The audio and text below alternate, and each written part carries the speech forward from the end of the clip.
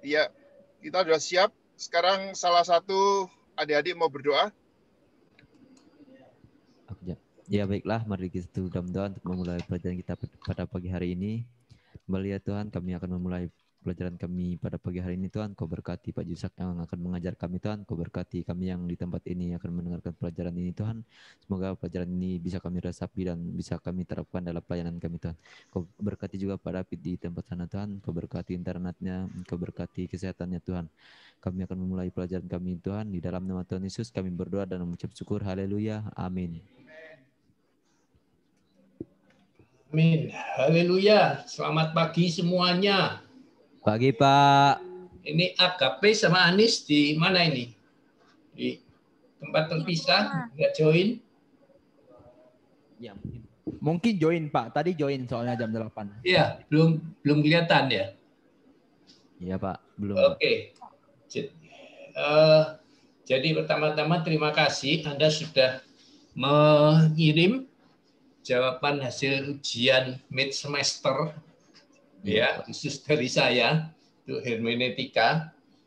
Belum sempat dievaluasi karena baru datang mendadak semua, baru datang kemarin malam ya. Jadi ya tidak sempat dievaluasi. Tidak apa-apa. Oke, kita akan bahas sebentar lagi. Nah, ini AKP masuk. Bentar.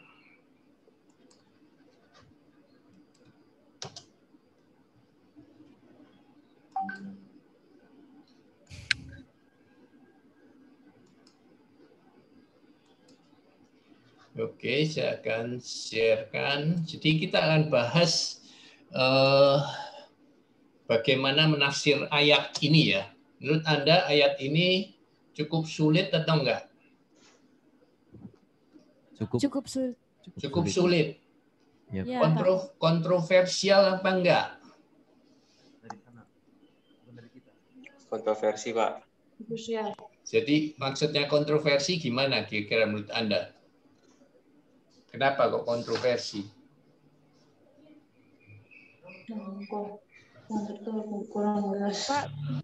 Pak, ayatnya itu slide-nya ketutup itu Pak. Ya nanti dulu, saya belum buka slide-nya. Cuman menurut Anda kenapa kontroversi? Kita diskusikan dulu masalahnya di ayat. Karena di ayat ini tentang wanita dilarang mengajar Pak. Ya, Anda setuju atau enggak? Pribadi Anda setuju enggak? Tidak Pak, tidak. Di zaman modern sekarang tidak Pak. Ini firman Tuhan. Di situ tantangannya, di situ kontroversinya kan. Rasanya kita semua dalam konteks zaman sekarang enggak lucu memang wanita dilarang mengajar, tapi jelas Paulus mengatakan itu kan. Ayatnya jelas sekali kan ya. Justru jelas, Pak. Justru di situ masalah yang Anda harus jelaskan. Bagaimana menafsirkan ayat ini secara semestinya gitu ya. Kalau secara harfiah langsung diartikan ya jelas dilarang, nggak boleh, selesai. Ya kan? Iya, Pak. Nah, sekarang saya mengharapkan dari makalah Anda dapat menjelaskan apa sesungguhnya yang dimaksudkan ayat ini. Itu kan pertanyaan pertama yang paling sulitnya. Oke, kita akan bahas bersama-sama. Ini jawaban dari saya, sekaligus ini ya, untuk Anda coba melihat cara saya menjawab, supaya Anda dapat belajar bagaimana menafsirkan ayat-ayat yang seperti ini dengan baik, dengan objektif, dan dengan lengkap. Saya akan minta semua senjata yang sudah saya berikan sebisa mungkin dipakai. Senjatanya banyak sekali. Saya belum periksa apakah Anda sudah memakai semua senjata yang saya berikan selama 1 tahun ini. Kan senjatanya banyak sekali ya, belasan sudah ya. Benar, saudara? Iya, Pak. Iya, Pak. Iya, Pak. Apa sebutkan coba senjata-senjatanya? Baca dengan teliti. Betul, itu. Terus. Jangan asal Cocok-cocokan. ya. Oke. Terus apa lagi? Cek bahasa aslinya. Bahasa asli. Ada yang mengkaji bahasa aslinya? Coba saya tanya, saya belum periksa, tapi ada yang membuka bahasa asli? Tidak, Pak.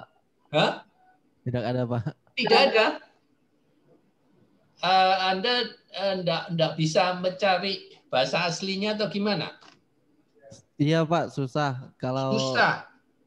Kalau Semua ada di Google.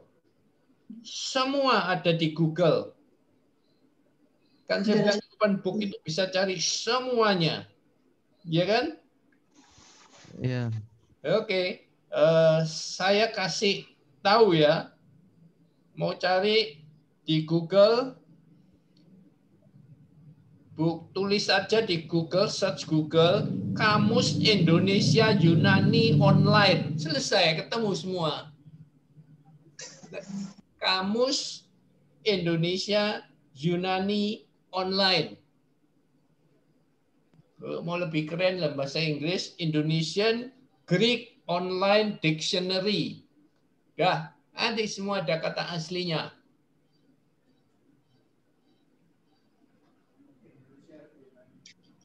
Kajian kata asli penting sekali karena Alkitab kita terjemahan. Nah, ini kelemahan dari terjemahan. Kita harus selalu kembali kepada bahasa asli. Ya, agama Kristen memilih untuk menerjemahkan Alkitab dari bahasa asli Ibrani dan Yunani ke segala bahasa di dunia dengan segala keuntungannya, tetapi juga ada kelemahannya, yaitu bisa terjadi kesalahan terjemahan atau nggak bisa diterjemahkan. Ada kata-kata, banyak sekali kata-kata dari satu bahasa yang tidak ada kata terjemahnya di bahasa yang lain. Itu sangat lazim. Benar, saudara ya? Jadi, kadang terjemahnya harus dicari kata yang agak mirip, atau satu kata diterjemahkan menjadi satu kalimat, karena nggak ada kata idiomnya, nggak ada idiomnya. Jadi ya, idiom itu kata padanannya. Sering kali nggak ada. Jadi perlu sekali melihat bahasa aslinya. Karena itu saudara sepupu kita memilih tidak menerjemahkan, tetapi orang harus belajar bahasa aslinya supaya tidak ada masalah kesalahan terjemahan. Tetapi juga kelemahannya ada. Ya, yuk boleh belajar bahasa asing sampai 10 tahun lah. Anda tetap tidak dapat menghayati dan mengartikan bahasa yang bukan bahasa ibu Anda. Benar nggak? Bahasa asing, you mau belajar 10 tahun, 20 tahun, saya tidak yakin Anda dapat menghayati benar-benar seperti mereka yang sejak lahir bicara bahasa itu. Tidak mungkin sama. Jadi tetap sama masalahnya. Orang yang baru belajar bahasa asing suruh baca kitab berbahasa itu ya terjemahannya awut-awutan, sudah tidak dijamin. Lebih baik kita yang terjemahkan Alkitab, yang menerjemahkan tuh ahli-ahli, dipilih sudah ahli-ahli, bukan orang awam. Ya kan, kita tinggal terima matengnya. Walaupun itu masih ada kesalahan, ya tentu saja masih bisa terjadi, tapi minim sekali. Daripada Anda setiap orang terjemahkan sendiri-sendiri karena dia baru belajar. Oke, jadi itu pilihan memang. Kita milih terjemahkan karena lebih banyak keuntungannya. Lebih mudah tersebar firman Tuhan ke semua bahasa ibu di dunia ini, ya, dengan sedikit risiko kecil.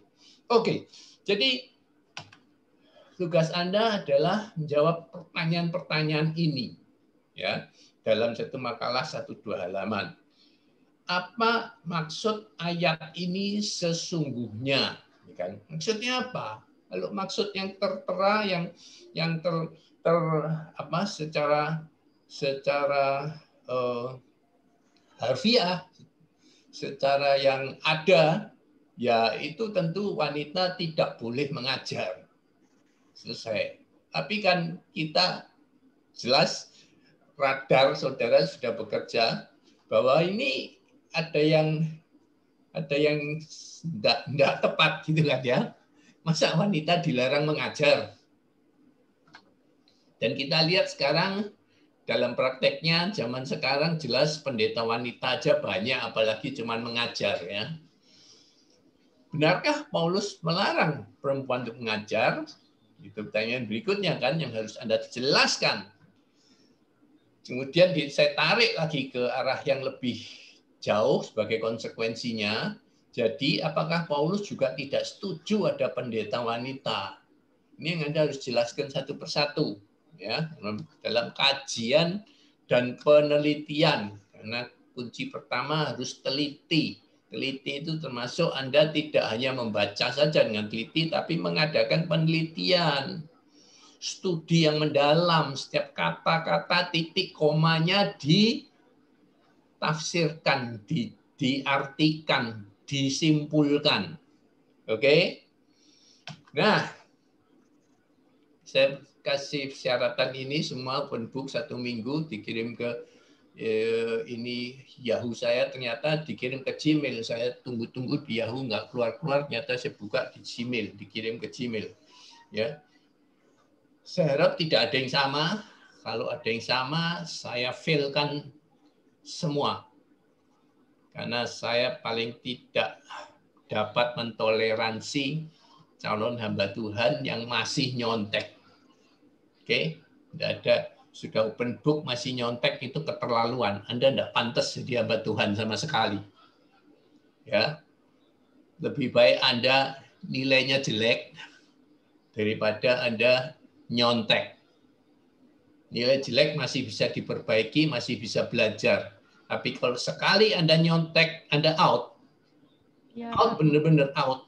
Tidak memenuhi syarat sama sekali, syarat dasar seorang hamba Tuhan, Anda sudah tidak memenuhi syarat. Kemudian adakah saudara buat ayat mendukung yang lain? Jadi dalam kaji satu ayat tidak cukup hanya ayat itu yang dikupas, dikoncekin dan dianalisa, tetapi harus ada ayat mendukung yang lain untuk mendukung argumentasi Anda, untuk memberikan keseimbangan pada ayat yang sedang kita kaji. Lalu saya ingatkan untuk menggunakan semua ilmu hermeneutika yang sudah diajarkan. Saya harap ini semua Anda lakukan dengan baik. Begini ya, yang saya paling tidak, saya nilai paling buruk adalah hanya menurut saya ini begini. Menurut Agape ini begini. Nggak laku, Anda bukan apa-apa, ngerti saudara ya?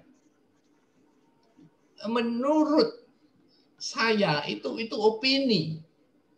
Itu enggak ada nilainya, enggak ada nilai akademiknya. Kalau menurut pendeta Stephen Tong begini lah, itu masih boleh. Yang lebih bagus lagi, menurut ayat ini. Nah, itu bagus. Jadi pandangan pribadi tidak ada nilainya kecuali Anda didukung oleh ayat atau pandangan orang tokoh-tokoh yang sudah punya nama. Itu namanya referensi kan. Jadi kalau buat makalah kan selalu pakai referensi. Referensinya apa? Kok Anda ngomong itu, ngomong ini. Semua harus ada referensinya. Kalau saya kajian Alkitab, ya referensinya cuma satu-satunya Alkitab paling penting. Ya, pandangan teolog bisa salah masih. Oke, tapi tidak apa-apa, itu dipakai tidak apa-apa. Itu masih ada nilai akademiknya. Nah, poin pertama, ini kekhawatiran utama Paulus. Jadi ekspresi dari ayat ini merupakan kekhawatiran utama Paulus, yaitu wanita akan memimpin laki-laki, akan menguasai laki-laki. Ayat di situ kan menguasai. Kata-kata itu yang paling dikhawatirkan oleh Paulus sehingga dia menulis surat ini ya kepada Timotius. Dasarnya Karena dia sendiri, Paulus juga menulis kepada jemaat Efesus pasal 5 yang menegaskan dengan jelas bahwa hukum Alkitab adalah istri harus tunduk kepada suami seperti kepada Tuhan, karena suami adalah kepala istri, sama seperti Kristus adalah kepala jemaat, dialah yang menyelamatkan tubuh, dan seterusnya. Sehingga hampir pasti ini ya, bisa disimpulkan, Paulus juga tidak setuju dengan pendeta wanita. Ya. Kalau toh setuju, ada catatannya tertentu. Itu nanti akan kita bahas lebih lanjut. Oke. Karena apa Paulus khawatir? Karena ini menyangkut kepemimpinan yang sudah diatur secara pasti di Alkitab, yaitu bahwa laki-laki adalah kepala keluarga. Seperti Kristus sudah kepala gereja. Jadi gini loh, saudara, kalau seorang wanita mengajar, itu artinya mendidik. Dan nanti kalau saudara saya bawa ke bahasa aslinya, kata perempuan dan kata laki-laki yang dipakai Paulus di situ seringkali diterjemahkan juga sebagai istri dan suami. Jadi kata perempuan di situ terjemahan lainnya adalah istri. Dan kata terjemahan lain dari arti dari laki-laki di situ adalah suami. Jadi Paulus jelas sekali melarang seorang istri mendidik, mengajar suami. Ya, itu kekhawatirannya jelas sekali dia ekspresikan di situ. Jadi pertama kita tahu dasar kenapa Paulus mengeluarkan ayat ini. Karena itu kita harus hati-hati untuk mengkajinya. Jangan langsung menolak gitu. Saya tidak setuju. Nggak bisa. Nggak setuju ayat firman Tuhan gimana sih? Ya kan? Nggak bisa kan? Hanya begitu saja. Firman Tuhan loh. Masa Anda begitu saja tidak setuju? Alasan apapun juga. Jadi harus lebih kuat kajian teologinya. Saya harap saudara lakukan itu dalam makalah saudara. Poin yang kedua. Nah, ini kan kita sudah diajarkan berkali-kali bahwa dalam Alkitab ada yang namanya hukum Alkitab. Ada hukum, ada yang namanya prinsip. Hukum Alkitab itu ya hukum Taurat. Seperti konstitusi, undang-undang. Prinsip Alkitab itu adalah panduan hidup bagi orang-orang percaya. Panduan hidup. Nah, soal Paulus melarang wanita mengajar dapat dikategorikan sebagai prinsip Alkitab. Apa bedanya prinsip Alkitab dan hukum Alkitab? Saya ulang lagi sekali. Apa bedanya? Kalau masuk hukum Alkitab itu apa konsekuensinya? Kalau masuk prinsip Alkitab itu apa konsekuensinya? Bedanya di mana? Masih ingat nggak? Ini penting sekali. Ini salah satu kunci yang paling penting dalam hermeneutika. Setiap peraturan, setiap larangan kita harus dapat menafsirkan itu masuk prinsip Alkitab atau hukum Alkitab. Sebab beda sekali kalau masuk kategori yang salah. Ada yang mau jawab apa bedanya hukum Alkitab dan prinsip Alkitab? Sudah 1 tahun saya ajarkan. Masih ingat? Coba. Lupa, Pak. Hah? Susah? Lupa? Ada yang ingat?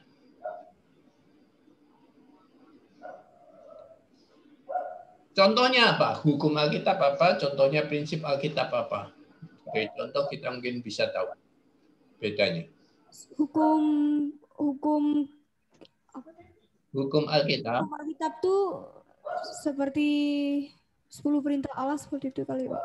Ya, betul. Jangan membunuh. Itu jelas hukum Alkitab. Jelas sekali itu mutlak. Artinya kalau Anda membunuh, itu melanggar. perintah Allah dosa. Lah prinsip Alkitab apa begitu? Contohnya wanita harus tunduk kepada laki-laki, Pak. Itu masih bisa diperdebatkan. Apakah itu masuk hukum Alkitab atau prinsip Alkitab? Sebab ada yang masih mengkategorikan hukum Alkitab artinya dosa. Seorang wanita tidak tunduk. Tapi yang modern mengkategorikan sebagai prinsip Alkitab. Artinya itu panduan. Oke. Lumayan. Berarti gini, prinsip Alkitab itu adalah suatu larangan atau suatu peraturan yang kalau kita langgar tidak berdosa, ya tidak seberat hukum. Ini seperti etika, melanggar etika. Ya. Langgar etika itu secara hukum, orang melanggar etika tidak dihukum dari penjara, saudara. Tapi kurang elok pertama ya. Kedua, ada konsekuensi mengapa Tuhan melakukan itu, melarang atau mengatur itu. Nah, di sini Paulus ingin mengingatkan pada setiap wanita yang akan mengajar atau menjadi gembala akan konsekuensi dari pilihan ini. Jadi prinsip Alkitab itu tidak melanggar dosa, tidak dosa kalau Anda lakukan, tetapi ada konsekuensi, ada bahaya, ada risiko besar yang sangat mungkin akan menimpa Anda. Ya, itu prinsip Alkitab. Karena itu ditulis dilarang. Ya, sama, jangan mengajar. Itu bahasanya sama dengan jangan membunuh. Tetapi yang satu hukum Alkitab, yang satu prinsip Alkitab. Artinya jangan kau lakukan sebab nanti ada risiko yang kamu akan tanggung. Nah, risikonya apa di sini? Mengapa Paulus sampai melarang? Ya, ini akan terjadi masalah dalam hubungan suami istri di rumah. Ini yang harus Anda harus dijaga oleh wanita yang memilih untuk tetap mengajar. Dia harus sadar dan waspada pada hubungan suami istri di rumah. Gampangnya gini, Anda ngajar biasa, ngajar itu kan penuh otoritas, ya. Mendikte orang kan, mendidik orang, mengajar betul-betul itu mendidik, mengasuh orang. Itu Anda pakai otoritas. Murid harus tunduk pada yang ngajar, benar nggak? Benar.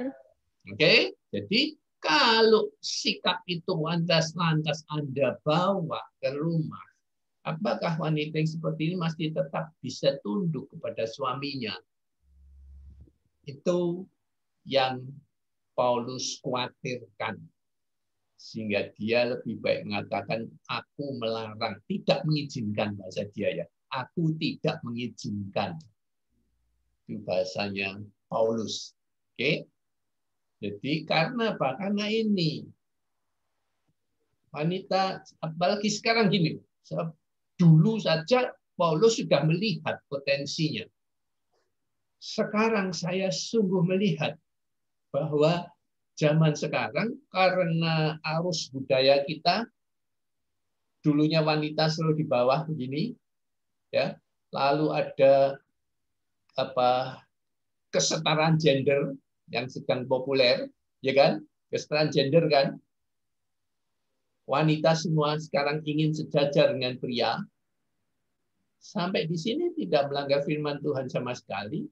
Firman Tuhan tidak menempatkan wanita jauh di bawah laki, memang setara betul, suami istri adalah setara betul, karena istri itu seperti seorang penolong, disebut di Alkitab seorang penolong yang sepadan. Itu bahasanya istri ya, seorang penolong yang sepadan. Ini sebagai imbangan dari ayat-ayat yang mengatakan kalau istri tunduklah pada suami, ya. Seringkali kalau suami istri bertengkar, seringkali suami mengeluarkan ayat, "Hei istri, kau lupa ya, firman mengatakan istri harus tunduk pada suami." Ya, itu senjatanya orang laki-laki. Oke. Tapi Dalam teologi keseimbangan selalu harus ada ayat yang lain selalu. Sebab pasti Tuhan juga tidak senang kalau suami di rumah jadi diktator, jadi raja, jadi otoriter, lalu istri seperti jadi babu, pembantu. Oke? Tuhan senang nggak seperti itu? Pasti tidak senang. Pasti tidak senang. Dan itu yang terjadi pada agama yang lain. Pada umumnya begitu. Jelas sekali wanita jauh di bawah laki-laki. Kalau laki-laki tidak setia, istri tidak boleh protes. Kalau suami kawin lagi 5 kali, 10 kali pun tidak boleh protes sama sekali. Jadi bolehkah wanita menikah lagi, selingkuh? Wah, dirajam. Itu tidak setara jelas. Kekristenan menganggap suami istri setara. Oke, tetapi sekali lagi, walaupun setara, tetap ada satu akhirnya kesimpulan Allah, suami tetap sudah ditetapkan sebagai kepala keluarga. Karena itu saya selalu kalau konseling pranikah, zaman sekarang selalu saya melihat kesetaraan gender ini sudah luar biasa populernya. Sehingga rata-rata calon istri, kalau saya tanya nanti sudah menikah, kamu kerja nggak? Masih kerja nggak? Dulunya sebelum menikah kerja. Lalu setelah menikah masih kerja nggak? 9 dari 10 mengatakan masih kerja. Alasannya satu besar kesetaraan gender. Kedua, saya sudah susah-susah sekolah. Jurusan ekonomi, jadi S1 atau S2. Masa terus jadi ibu rumah tangga? Kan sayang juga. Nggak masuk akal kalau dilarang kerja. Oke. Lalu alasan ketiga, semua dapat dibenarkan. Untuk menambah income keluarga. Ya kan? Semuanya dapat dibenarkan. Saya sama sekali tidak melarang dan tidak anti. Saya hanya mengingatkan konsekuensinya. Kalau istri bekerja, konsekuensinya ingat baik-baik. Ada konsekuensinya yang cukup berbahaya, lumayan berbahaya. Yaitu apabila nanti karir istri lebih bagus dari suaminya, kalau gaji istrinya sudah 100 juta, suaminya masih 2 juta, apa yang akan terjadi di rumah tangga itu? Istrinya lebih mendominasi, Pak. Yes, pasti istri akan jadi kepala. Saya katakan itu dan rata-rata semua calon istri membantah. Enggak, Pak, saya tetap akan tunduk. Ngomongnya pada waktu masih belum menikah. Tapi kalau itu sudah kejadian, ini hukum alam namanya. Hukum alam tahu. Money is power, itu hukum alam. Oke, dia. More money, more power. Betul enggak? Less money, less power. Kurang uang, kurang kuasa. No money, no power. Itu hukum alam semua. Jadi kalau nanti jadi kedudukan istri lebih tinggi, gajinya lebih tinggi, saya dapat mengatakan hampir pasti tidak mungkin istri dapat tunduk pada suami.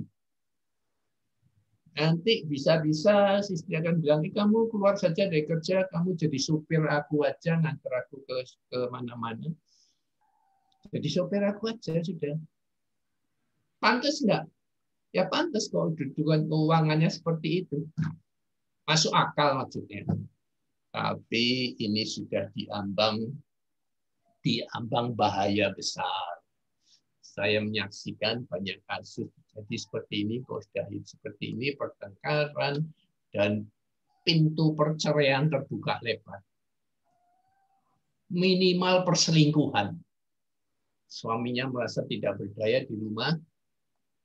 Gejalanya sering kali kalau sama istri menjadi impoten, kalau di luar menjadi beringas.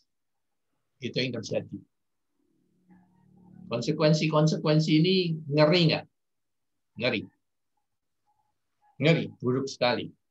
Atas dasar inilah sekali lagi Paulus mengajar dari awal, aku tidak mengizinkan, lebih baik itulah. Tapi kalau Anda memilih, wanita memilih untuk mengajar atau nanti jadi pendeta wanita, ini lebih gawat lagi menurut saya, nanti akan saya jelaskan. Hati-hati rumah tangga. Udah risiko bercerai, ujung-ujungnya. Ini harus diingat. Ngerti ya? Jadi prinsip Alkitab itu begitu. Dilarang karena ada alasannya. Bukan soal dosanya, tetapi akhirnya nanti akan dosa. Kan pada contoh yang awal adalah berhutang itu tidak dosa, karena dia prinsip Alkitab. Tetapi berhutang lalu tidak bayar, lah itu dosa. Berhutangnya tidak dosa. Oke? Tapi konsekuensinya kalau Anda berhutang kan ada kemungkinan gagal bayar. Apalagi kredit Anda besar, KPR dan sebagainya, terus Anda di PHK. Anda lantas gagal bayar, berarti tidak bayar hutang, itu dosa. Sama dengan ini. Ngajar nggak dosa. Tapi kalau nanti sampai bercerai, dosa. Oke? Jadi prinsip Alkitab itu ditulis karena ujung-ujungnya dapat menjadi dosa juga. Oke, itu ya prinsip Alkitab ya. Ada yang mau tanya itu kelihatannya? Ada yang kurang jelas tuh? Gimana? Siapa yang di depan? Putih, baju putih. Angkat mic-nya tadi, mau tanya atau? Silakan. Enggak. AKP dia tanya, Anis dia tanya. Silakan, ayo. Siapa yang tanya? Tidak apa-apa, bebas. Jangan ragu-ragu. Supaya semuanya jelas. Saya mau tanya, Pak. Ya.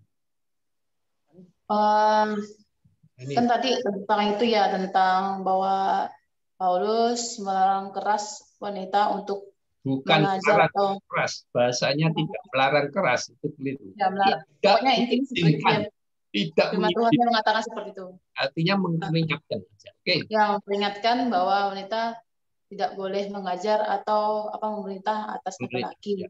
Itu ya. Bagaimana saat ini kalau kita lihat dengan dunia yang nyata saat ini yang sering kita lihat bahwa kebanyakan wanita yang banyak bekerja keras. Contohnya kemarin saya di tempat pelayanan, suaminya pada enak-enakan di rumah, istrinya kerja keras di ladang, nyangkul, nore. Kadang-kadang mereka cari kayu bakar sendiri, mikul sendiri, suaminya ongkang-ongkang kaki di rumah. Nah Pak, kalau seperti itu bagaimana solusinya? Gitu. Kita salah dua-duanya. Jadi gini, tadi kesetaraan gender itu begini ya. Istri di bawah suami selama ini berabad-abad. Lalu terjadi gerakan kesetaraan gender. Ini kita dukung. Tetapi iblis roh jahat numpang di sini. Ikut ambil bagian dengan mendorong terus ini. Dari begini setara tidak berhenti. Dia dorong ke sini. Supaya istri mendominasi dan di atas suami, dan ini melawan rancangan desain awal dari Allah, ya kan? Ini sudah tidak sesuai rancangan awal Allah tentang hubungan suami istri. Dan memang itu tujuan jahat iblis. Iblis selalu numpang menunggangi tren-tren zaman modern ini. Karena itu saya selalu khawatir pada konseling pranikah, selalu saya ingatkan baik-baik. Konsekuensinya nanti kalau Anda deng begini gimana? Anda siap nggak? Siap cerai maksud saya. Ya, jadi, termasuk sekarang saya melihat 9 dari 10 calon mempelai yang saya konseling, wanitanya lebih dominan. Jadi sekarang wanita cenderung menjadi wanita perkasa, sementara lakinya menjadi semakin feminim. Ini tren yang saya sangat khawatirkan. Akibat dari campur tangan iblis. Jadi ya, intervensi iblis ada di sini. Ide kesetaraan gender tidak salah sama sekali. Saya tidak menentang. Ini baik. Ya. Tetapi sekali lagi ingat, iblis intervensi di sini. Menipu manusia. Termasuk uang lah, gampangnya uang. Uang itu sangat digunakan oleh iblis untuk menipu. Kita membutuhkan uang itu alamiah dan baik sekali, tidak ada masalah sama sekali. Tetapi kita didorong oleh iblis untuk bukan membutuhkan uang, tapi cinta uang.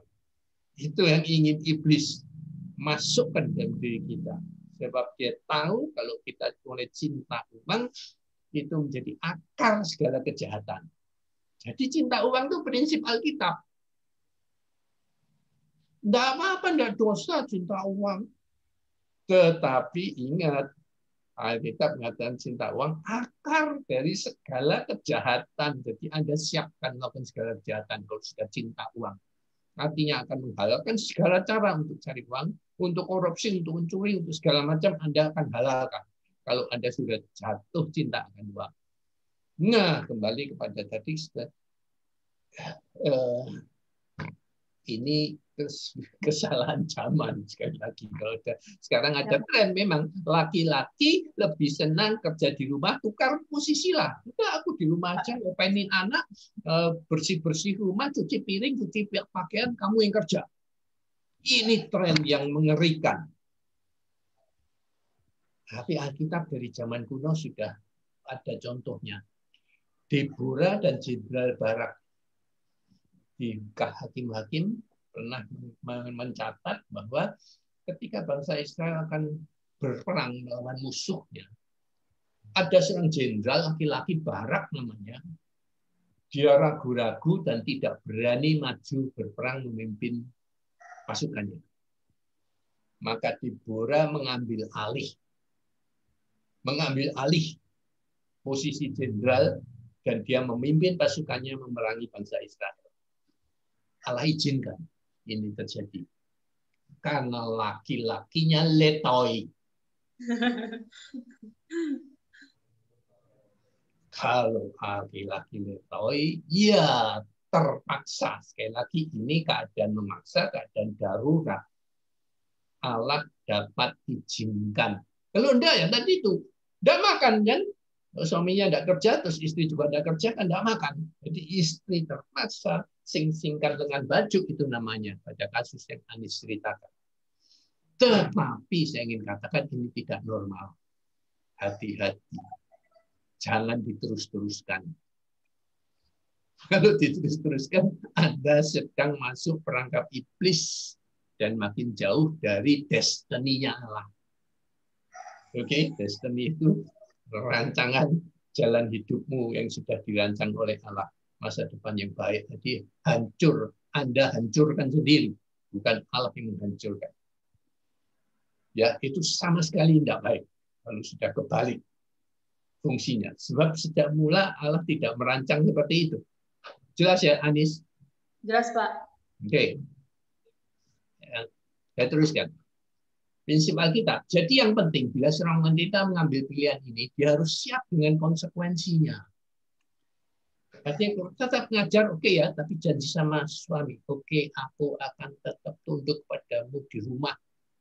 Komitmen itu harus betul-betul kuat. Ya. Dan tetap berusaha menjaga wibawa suami sebagai kepala keluarga dan tetap tunduk padanya. Karena sekali lagi di sini ada celah yang cukup berbahaya untuk iblis masuk mengganggu keharmonisan keluargamu. Oke.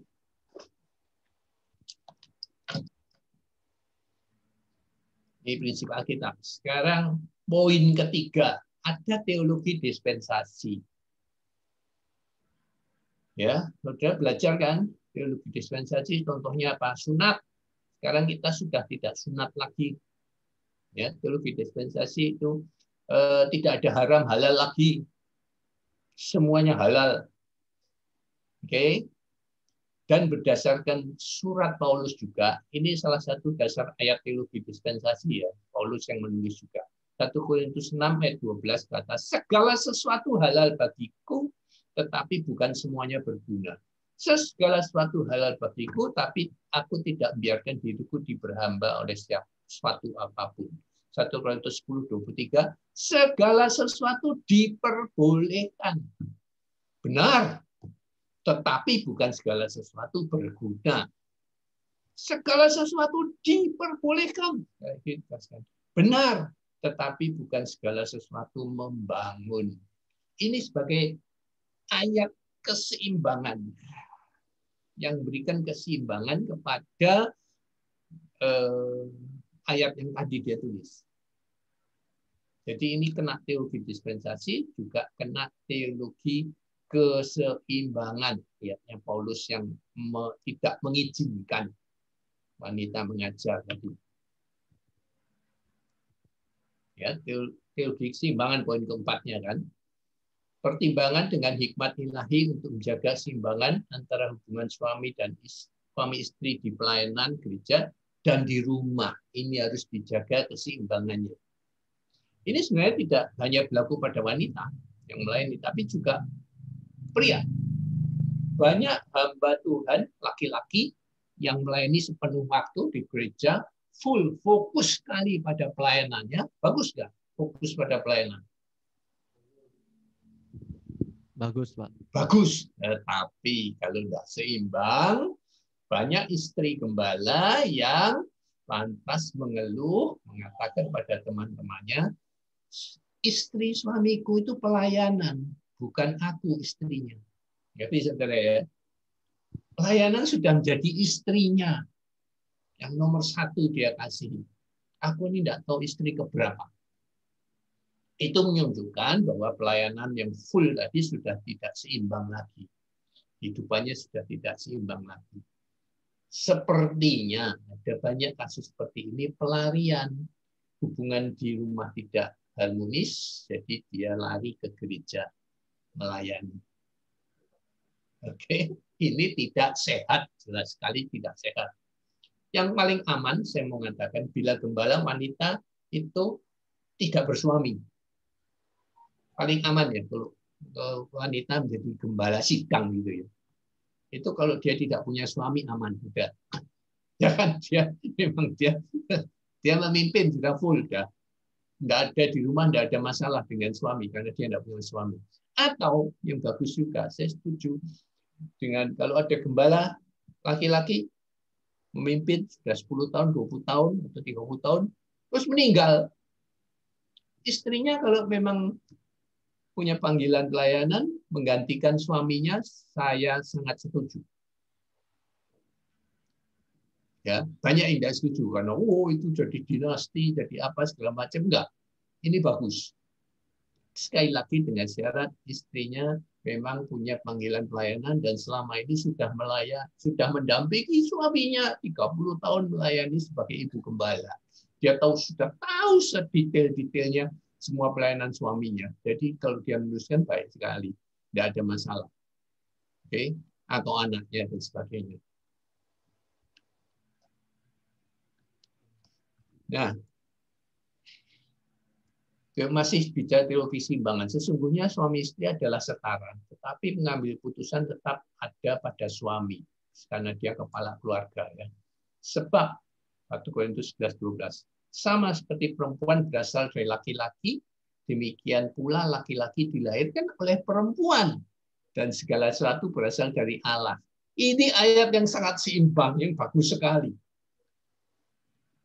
Perempuan berasal dari laki-laki itu ceritanya dari Hawa akan diambil dari tulang rusuknya Adam kan. Jadi wanita berasal dari laki-laki. Tetapi ingat engkau laki-laki, semua dari engkau lahir dari rahim seorang wanita. Wow, ini benar-benar satu hikmat ilahi yang luar biasa dari Paulus. Di satu pihak, wanita adalah tulang rusuknya pria, diambil dari tulang rusuknya pria. Tapi juga pria itu setiap pria lahir dari rahim seorang wanita. Jadi ini menunjukkan kesepadanan kedudukan pria dan wanita, bukan sepadan, tapi seimbang sekali. Ya, ayat ini menunjukkan keseimbangan yang sempurna rancangan Allah itu. Seperti, oke, ini sudah. Nah, sekarang bicara konteks. Konteks perikop ini berbicara tentang sikap orang laki-laki dan perempuan dalam ibadah jemaat. Dia mengatur hubungan pria wanita di gereja. Dan kata pria dan wanita di sini atau laki-laki dan perempuan yang dipakai terjemahannya di Alkitab LHI itu dapat diterjemahkan juga sebagai suami dan istri. Jadi ini mengenai aturan sikap yang baik di gereja bagi pria maupun wanita. Sebab setelah itu dia mengatur pakaiannya wanita dan sebagainya. Oke? Jadi ini konteksnya ayat ini kita harus mengerti. Poin-poin ini penting sekali. Anda harus selalu gunakan dalam menafsirkan Alkitab. Jangan hanya pakai satu kunci saja. Itu tidak cukup. Tidak cukup mendalam, tidak cukup teliti, tidak cukup objektif. Oke? Nah, terakhir saya sekarang bicara tentang bahasa asli. Saya mulai di ayat 11 karena ayat ini dimulai di ayat 11 dan ayat 12 itu bergandengan rapat. Menerima ajaran. Ya, menerima ajaran, kata yang dipakai di ayat 11 itu dari bahasa asli mantano, artinya harus belajar. Ya. Di situ Paulus mengatakan wah, perempuan harus mantano, menerima ajaran. Artinya harus belajar, harus mengetahui, harus memahami, harus mendengar. Harus belajar dalam arti menekankan proses diajar. Jadi posisi perempuan pertama-tama dia dalam posisi diajar, bukan mengajar. Itu dasar dari Paulus mengatakan di ayat 12. Ya. Atau belajar melalui pengalaman dan praktek. Itu mantano, bahasa Greka yang dipakai di ayat 11. Perempuan menerima ajarannya. Dengan patuh. Dengan patuh itu bahasa aslinya en hupotage. Artinya dengan ketundukan, ketaatan, dan kepatuhan. Jadi wanita pertama-tama didesain untuk menerima ajaran dengan patuh. Itu ayat 11, lalu dia sampai ke ayat 12. Dia mengatakan ayat 12 mengizinkan, ya, yang saya ambil kata mengizinkannya. Kalimatnya mengatakan tidak mengizinkan ayatnya. Mengizinkan itu artinya epitrepo, dari bahasa Greka epitrepo artinya mengizinkan, mengabulkan, meluluskan permintaan, memperbolehkan, memperkenankan. Jadi di sini Paulus ingin mengatakan perempuan, aku tidak mengizinkan, tidak mengabulkan, tidak meluluskan permintaan, tidak memperbolehkan, tidak memperkenankan wanita perempuan mengajar. Itu terjemahannya. Perempuan di sini kata aslinya gune, artinya bisa terjemahkan jadi perempuan atau istri atau ibu atau janda atau pengantin wanita atau tunangan perempuan yang bertunangan. Ini arti gune dalam bahasa Grekanya. Karena itu tadi saya katakan di awal, ayat ini dapat dibaca sebagai aku tidak mengizinkan istri mengajar suami. Ya, jelas berkaitan sekali konteksnya dengan bukan hanya dengan gereja tapi juga dengan rumah tangga. Lalu mengajar dari kata Greka didasko artinya memang mengajar, mengajarkan, memberi nasihat kepada. Ya, saudara bisa bayangkan kalau seorang perempuan mengajar tuh dia memberi nasihat kepada murid-muridnya. Kalau ada yang laki dia memberi nasihat pada laki. Kalau di rumah dia memberi nasihat pada suami. Kan ada sesuatu yang mengkhawatirkan di sini. Yang harus memberi nasihat itu suami, harusnya lebih sering gitu ya. Bukan istri yang menasihati, mengkonseling suami. Karena suami sebagai keluarga itu juga dapat ditafsirkan sebagai gembala yang mengembalakan istri dan anak-anaknya. Dalam hal mengembalakan, salah satu tugas utama adalah memberi nasihat, memberi konseling. Jadi kalau terbalik, perempuan yang memberi nasihat pada yang laki itu yang Paulus tidak izinkan. Bahkan ditegaskan oleh Paulus di situ, selain ngajar juga memerintah. Ya, itu bahasa Grekanya autenteo, artinya menguasai, memerintah, mendominasi tadi itu. Istri-istri yang dominan bahaya. Itu sudah saya katakan. Laki-laki yang dipakai adalah kata aner, Grekanya, artinya memang laki-laki manusia atau suami atau pengantin laki-laki, orang dewasa, bapak dalam sapaan. Jadi laki-laki di ayat itu dapat dibaca sebagai suami juga. Sehingga aku tidak mengizinkan istri mengajar suami. Itu maksud dari ayat itu. Lalu sikap berdiam diri, akhirnya Paulus mengatakan wanita lebih baik berdiam diri, itu dari kata hesuchiam, artinya sikap diam, tenang. Wanita itu harus tenang. Tapi sekarang kita lihat dalam prakteknya, wanita yang paling, ya di rumah itu wanita yang paling, laki yang tenang. Karena itu Paulus memasukkan di sini ayat ini loh saudara. Salah satu penyakit wanita, maaf kalau saya boleh katakan.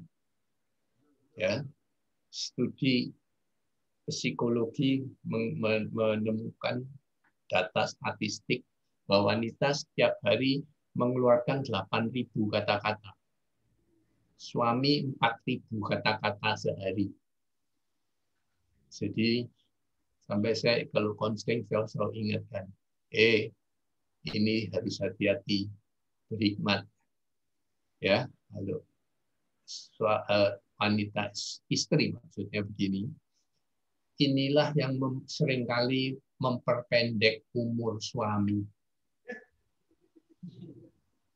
Benar saudara, suami kan secara fisik lebih kuat, tetapi statistik mengatakan harapan hidup manusia wanita selalu lebih tinggi dari laki-laki. Di Indonesia saat ini harapan hidup wanita 69 tahun, 74 tahun, harapan hidup laki-laki 69 tahun. Jadi jangan heran kalau di dunia ini lebih banyak janda daripada duda. Karena laki-laki. Dulu teorinya karena laki-laki yang bekerja, jadi dia lebih cepat tua, lebih cepat mati, perempuan tidak bekerja di rumah. Sekarang teori itu kan sudah tidak berlaku. Jadi ini teori saya, ini yang memperpendek umur suami. Salah satunya. Tapi kalau ini diucapkan penuh berkat, bukan kata-kata yang tidak senonoh, ya, maka memperpanjang. Kalau kata-katanya penuh kasih dan penuh berkat dari istri, itu memperpanjang hidup suami. Tidak suka penyakitan, tidak stres sebenarnya. Kalau kata-kata yang muncul adalah kata-kata yang positif, penuh kasih. Nah, saya tambahin sedikit, mumpung dalam konteks ini, saya mau mengatakan tentang istri gembala. Setelah pengalaman jadi gembala 20 tahun lebih, itu seringkali paradigma tradisional yang salah. Istri gembala harus terlibat penuh dengan pelayanan suami di gereja. Karena dia sudah punya posisi, bahkan titel bugem. Tahu bugem ya? Bugem. Tahu nggak istilah bugem? Pernah dengar nggak? Ibu gembala. Bugem itu. Bugem itu dianggap seperti wapres gereja. Itu salah atau benar? Jangan takut. Salah, Pak. Salah, betul. Karena Anda anak muda modern. Kalau pemikiran tradisional itu benar. Istri gembala memang harus begitu, terlibat sepenuhnya, dampingi suami sepenuhnya.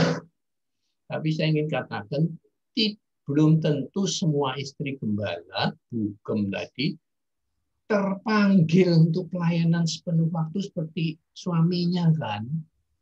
Yang jadi pendeta, yang jadi gembala, yang dipanggil Tuhan itu suaminya. Yang digaji gereja itu suaminya. Tapi seringkali jemaat menuntut bu gembala juga melayani sepenuh waktu. Kalau ada doa harus ada, kalau ada komsel harus ada, kalau ada apa saja dia harus hadir. Tidak boleh tidak hadir. Tidak hadir, wah bu gembala apa itu?